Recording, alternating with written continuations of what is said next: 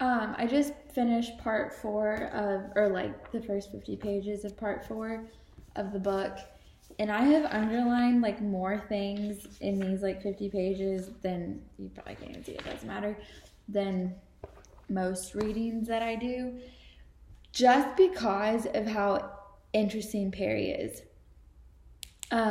Dick like sucks. Like, you know, Dick had a good family growing up. They didn't have a lot of money, but he had a loving family. He had opportunity. He was really good in sports. I think he went to college but like dropped out, or like was offered to get into college or something. He cheated on his wife. He was a pedophile. I mean, he fixated sort of on the Clutters, not just because of the money, but because he had the intention of going and raping Nancy. So like Dick sucks. But Perry, like his like psyche is so interesting to me. Perry, even like when they were recapping how Dick had intentions of raping Nancy, Dick basically was like, I won't let that happen. I wish I could find it. Smith said he told Hickok there wasn't going to be anything like that go on. Smith told me he had no respect for anyone who couldn't control their sexual desires, and that he would have fought Hickok before allowing him to rape the Clutter girl. So it's interesting because Perry like is so against rape, which is valid, but he is okay with murdering Nancy. But so again, Perry is just, he's super interesting, which is possibly why Truman Capote sort of like fixated on him or kind of wanted to help him, which is like really more clearly shown and like not explained, but like it's easier to see that in the movie Capote film, because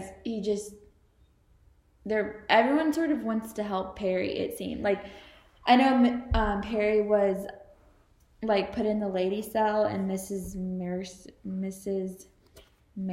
I don't know how to say her last name, cell. So like she cooked for him a lot, and it's like she wanted to take care of him. Like people felt bad for him, and also realized like the evil of what he did.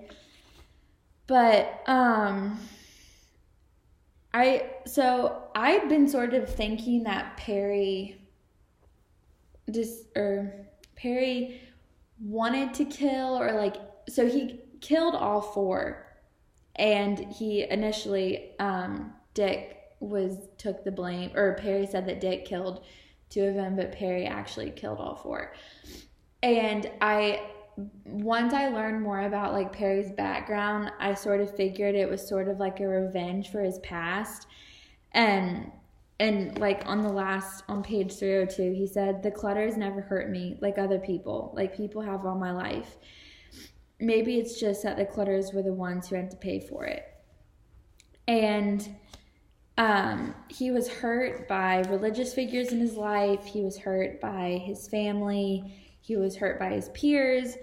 And the psychiatrist did diagnose Perry with like a mental disorder. He said when Smith attacked Mr. Clutter, he was under a mental eclipse, deep inside a schizophrenic darkness. For it was not entirely a flesh and blood man he suddenly discovered himself destroying, but a key figure in some past traumatic configuration. So he sort of diagnosed him as paranoid schizophrenic. And so, but the court judge sort of like disregarded that whole diagnosis, which is sad. But it's hard though to like know what Perry did, know that he just like shot these 4 people. And he said that he doesn't feel bad about it. where does it say it? Said he grew up without direction, without love, and without ever having absorbed any sense of moral value. So I don't want to say, like, you make your own life, but Perry was really set up for failure, almost. And it said Perry said that he doesn't feel anything about it, but he wishes he did. Maybe we're not human. I'm not, but he is human enough to feel sorry for himself. But nothing about it bothers me a bit is what he said. So I think Perry is just a fascinating character, even if it is like really hard to read. And it's hard to know that, like, because in the 1960s, mental illness wasn't as taken care of, I guess, or like taken seriously. And yeah, I don't think Perry he did what he did, but he was still a human, and I wish that he had been treated more fairly. So